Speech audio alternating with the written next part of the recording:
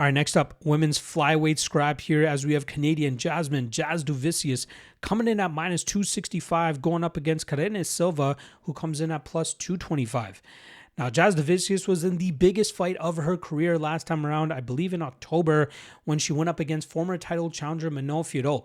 And that was the first fight for Fiorot after losing against Valentina Shevchenko in May. And that seemed like a prime spot for Jasudavicius to go out there and try to get a win so she can earn her title shot herself.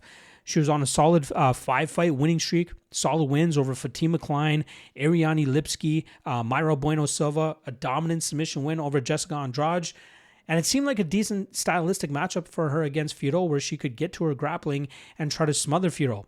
Unfortunately, before she could get to it, she ate big shots from Fiorot, who was clearly the better striker, and we saw Fiorot put Jasudavicius away.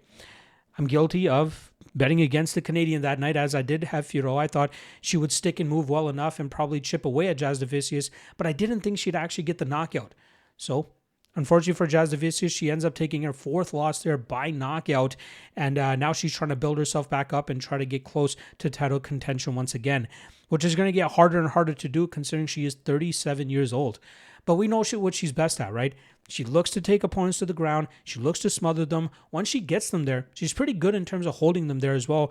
And then she's developed such a good ground and pound game, especially with her elbows, that it opens up the rest of her game to either look for submissions or look for opportunities to just posture up and land ground and pound for a TKO finish.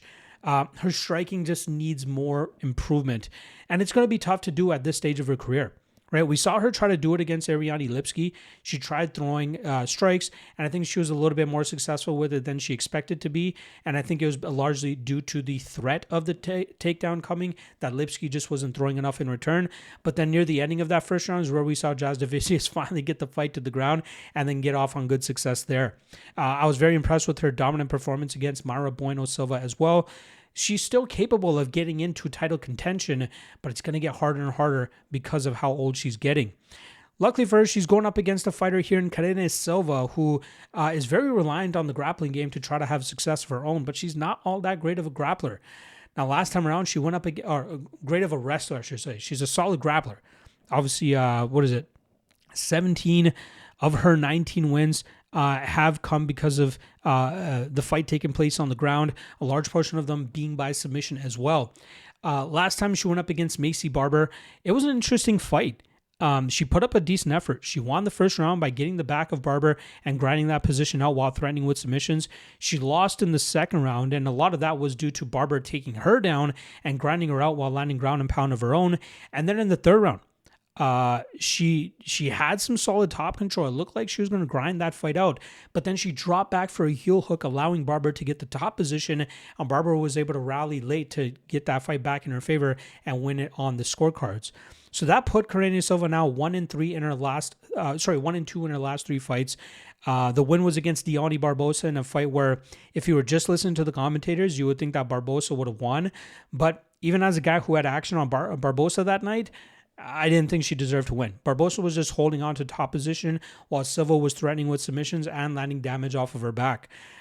She's a good submission specialist, but I feel like if you have a good enough top game, you'll be able to grind her out from that top position, just as we saw Araujo do, just as we saw Barber do. And I think that's kind of the position that Silva finds herself in this weekend against Jasudavicius. Now, Jasudavicius did fight another, tough submission specialist in Mayra Bueno Silva, and she did a great job in terms of shutting that down. I think Silva is better than Mayra Bueno Silva, so there might be a little bit more threat to be wary of.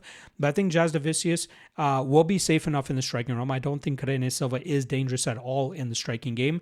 And I think it's just a matter of time before this fight hits the mat.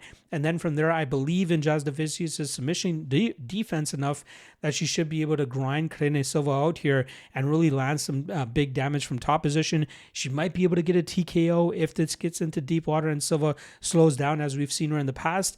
But I'm going to go, as an official prediction, I'm going to go Jasudavicius by decision, as I think she'll be able to accrue enough control time and damage from top position to win this fight in front of her home country.